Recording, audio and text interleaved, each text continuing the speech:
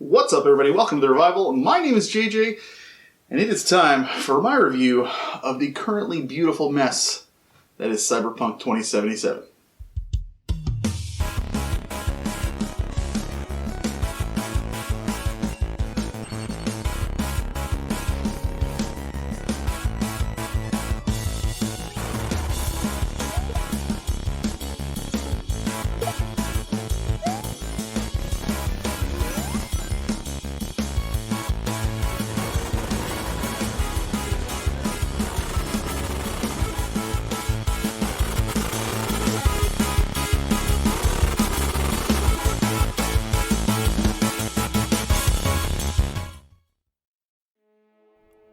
I've made it no secret to anyone who watches my channel that I consider The Witcher 3 to be one of the greatest video games I've ever played.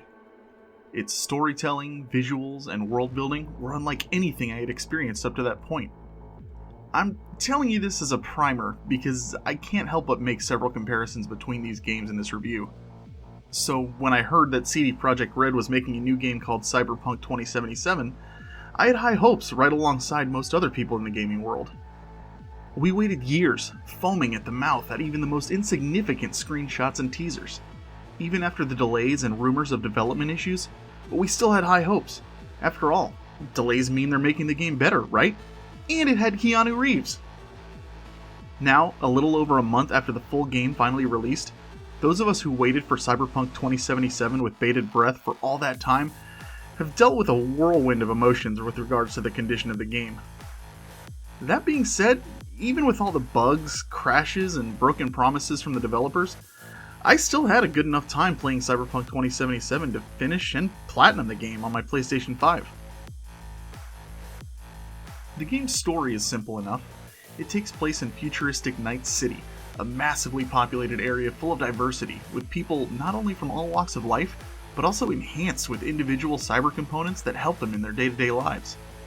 Many people in Cyberpunk 2077 are more machine than human, and you get to choose how much or how little you rely on your own cyber enhancements that you'll have the chance to work with as you explore. You play as V, a gun for hire that starts with one of 3 different backgrounds that you get to choose from. Each of the 3 starting options ultimately led to the same main storyline after the intro, though. My main gripe with the story isn't that it's, bad per se. It's more that it just feels, inconsequential. Like when I played The Witcher 3, you get to closer to the end of the game, and the ending is affected by multiple decisions that you make leading up to that point. Whereas in this one, it all comes down to one choice that you make. There are certain few things you can do to give yourself additional options to choose from for the ending, but ultimately you're still just picking one of those options, and that's your ending. So it's not like that it's bad, it's just doesn't feel like it's as weighty, and so I wasn't as invested in it.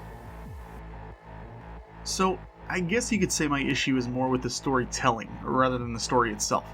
I enjoyed the main storyline and the characters for what they were. I just wasn't as attached as I was expecting to be. The gameplay is where Cyberpunk hits the high points for me, and I think it's a big reason why I stuck it out even with all the crashes and glitches. It has the exploration of Grand Theft Auto combined with the first-person action of Far Cry, all in a cyberpunk setting where you can customize and deck out your character with a handful of different components that each do different things. I played as a hacker, but you can also specialize in guns, or trying to talk your way out of situations, or just go straight street brawler. Most of my time would be spent hanging back and using stealth, while sneaking in just to scan someone and cause an overload in their own cyber implants, resulting in knocking them out or killing them. Eventually, I could do all that with actual viruses that would spread to other nearby enemies, allowing me to clear whole areas just by infecting one person. I used guns, sure, and other weapons at times, but sticking with hacking and infecting was what I ran with for the most part.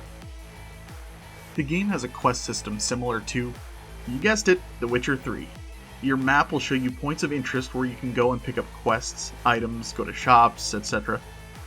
While I do love that style and how it is a good reminder to players that, hey, there's more to do over here, Cyberpunk unfortunately made it a little tough to do these at times, because the city isn't just wide, it's also tall.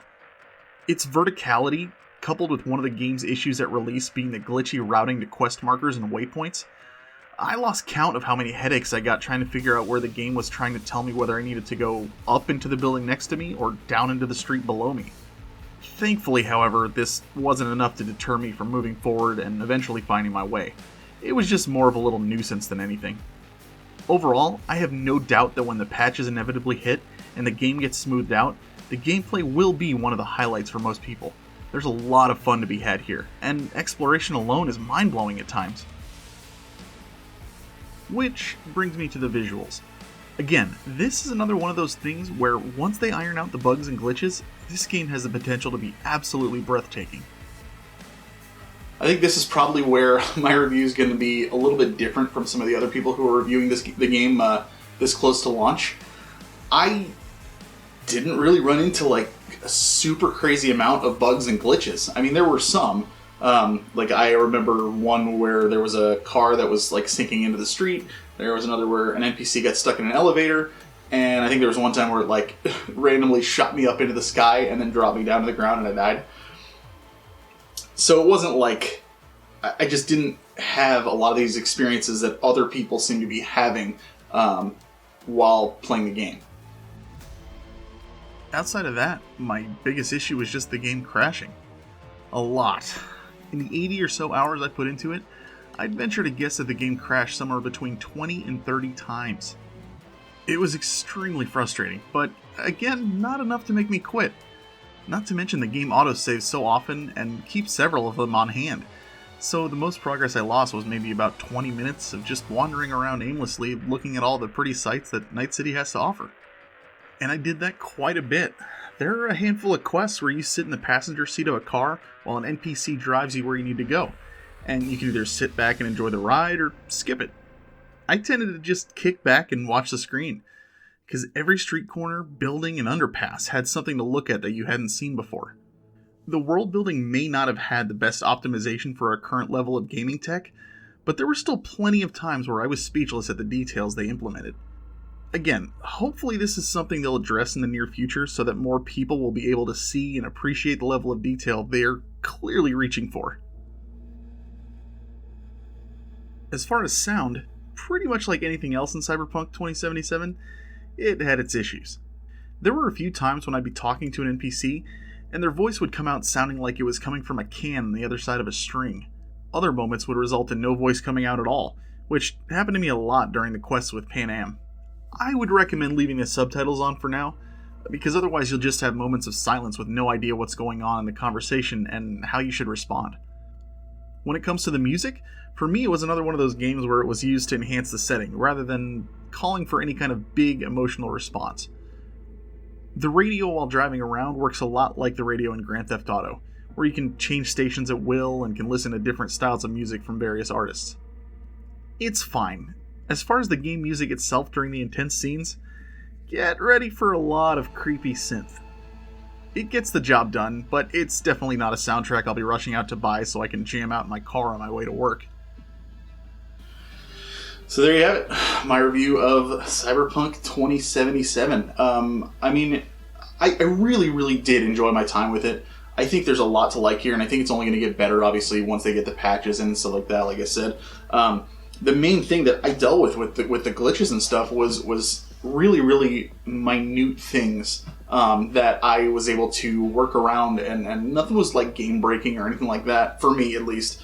Doesn't mean they're not out there, because I have heard of plenty of reports of that. Just didn't happen to me. I played the game on my PS5. It's actually kind of funny, because I was comparing notes with a friend of mine who she was playing. We both played the PS4 version, but she played it on her PS4, and I played it on my PS5. And she said the game like hardly ever crashed for her at all, but she had tons of bugs and glitches that she would run into. Whereas me, I had the opposite, where the game didn't really throw that many bugs and glitches at me, but it crashed so many times. It was crazy. But again, like I said in the review, you know, the game autosaves so often that it really, really doesn't matter. It's just more of an annoyance than anything else. You know, you're playing and all of a sudden it just, boop, goes back to the main screen. It's like, oh, dang it, again.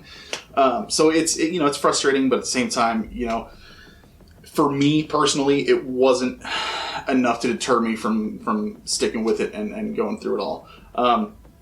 That being said, I know that I'm probably in the minority as far as like what a lot of people can take when it comes to this kind of thing, because what they released isn't what they promised, and quite frankly, even if they had just promised, yeah, our game works and it runs beautifully, that still would have been a broken promise because it's got a lot of problems. But overall, I really, really liked it. I think this is one of those where you'll give it some time. It's going to be super cheap. I think it's already been discounted heavily because of the problems that it has. But I think eventually it's going to be even cheaper. And once they get everything ironed out, I absolutely recommend go check it out. No rush, which is kind of ironic to say because we had all been waiting so long for this game to come out, and we were like, we want it now, we gotta play it, it's gonna be so awesome, blah, blah, blah, And now that it's out, we're like, take your time. Don't rush to go play it. So, it is what it is. And again, I can only review what I played and what I experienced. So a lot of the bugs and issues and things that I talked about, which again, did not deter me from platinuming the game, but I know would bother most other people, I think, they're going to get ironed out, they're going to get fixed, and eventually you'll be able to play in some representation the game that they originally promised. And I'm super stoked to see what people think about the final product and to see some of the reviews that come out then. I don't know that I'll do another full review on it when that comes out again, but I wouldn't mind going back, seeing how much better it runs, if it's even noticeable from how I did it, because again, lack of bugs and glitches, but it would be nice to play without crashing. So I probably would go back to it when and if some expansions and DLCs and stuff come out. I might wait till they're all out just so I can knock them out all at once. That's what I did with The Witcher. So, but yeah, another review in the books, guys.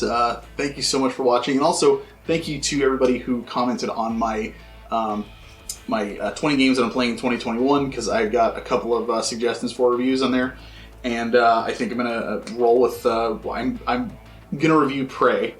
Somebody had requested that, and I think that's a good idea because that's not typically a game that I would play, but at the same time, a game that I want to play and I've heard a lot of good things about, and quite frankly, I haven't seen a lot of reviews for. So I think it'd be fun to play and review that. I think it's a good idea.